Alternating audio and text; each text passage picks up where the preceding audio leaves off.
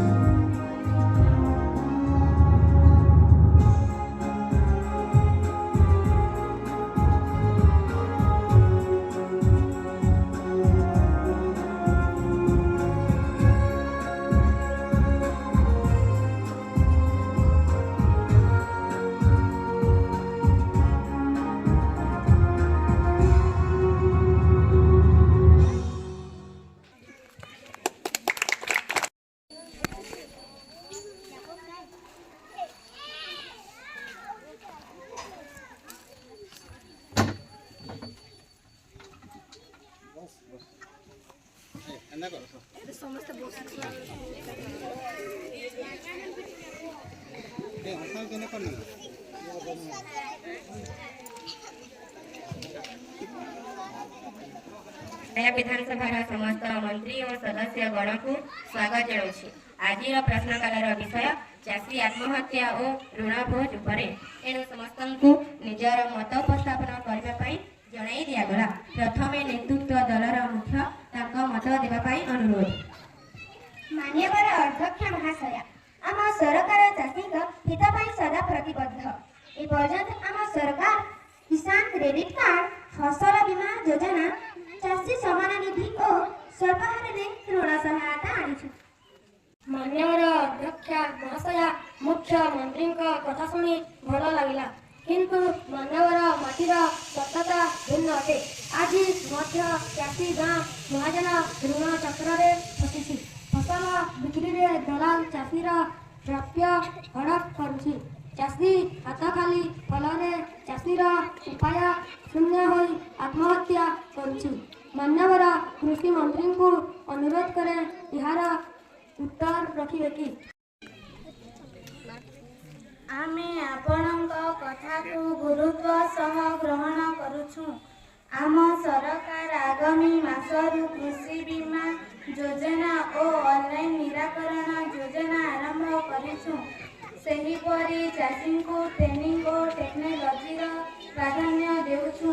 Bonus देवार व्यवस्था मध्य करिछु। कृषकों को सार निमित्त सब्सिडी व्यवस्था ए वर्ष लागू करिछु जहाँ द्वारा चाषी लाभवान हेबे। सुलभ मूल्य चाषी को ऋण प्रदान करने को ऑनलाइन व्यवस्था आरंभ करिछु। मान्यवर कृषि मंत्री कहिबे कि विगत 2 वर्ष मध्य राज्यर 42 जन चाषी आत्महत्या करिसंती। एथिपाई कोन पदक्षेप वर्तमान सरकार नेछंती। बाचस्पति महोदय आम सरकार चाषी आत्महत्या को गुरुत्व सह नहीं गाँ को गाँ बुली कृषि मित्र माने कार्य करुछंती।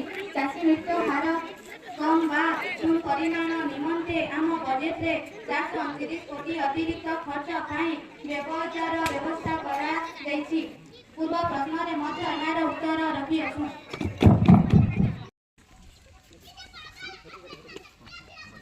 मान्यवर कृषि मंत्री कहिबे कि ଆଗାମୀ ଦିନର କୃଷି ଋଣ ଛାଡ଼ ପାଇଁ କୌଣସି ବ୍ୟବସ୍ଥା ଅଛି କି? ମାନ୍ୟବର ବାଚସ୍ପତି ମହୋଦୟ, କୃଷି ଋଣକୁ ଆମ ସରକାର ସ୍ୱଳ୍ପ ହାରରେ ଋଣ ପ୍ରଦାନ କରୁଛି। ନ୍ୟୁନତମ ସହାୟକ ମୂଲ୍ୟ ପ୍ରତ୍ୟେକ ଫସଲ ନିମନ୍ତେ ସମବାୟ କୃଷି ବଜାର ମାଧ୍ୟମରେ କ୍ରୟର ସୁବ୍ୟବସ୍ଥା ଆଣିଦେଇଛୁ। ଆଗାମୀ ଦିନରେ କୃଷି ଋଣ ଛାଡ଼ ନିମନ୍ତେ ଆମ ସରକାର ବିଚାର କରିଛନ୍ତି।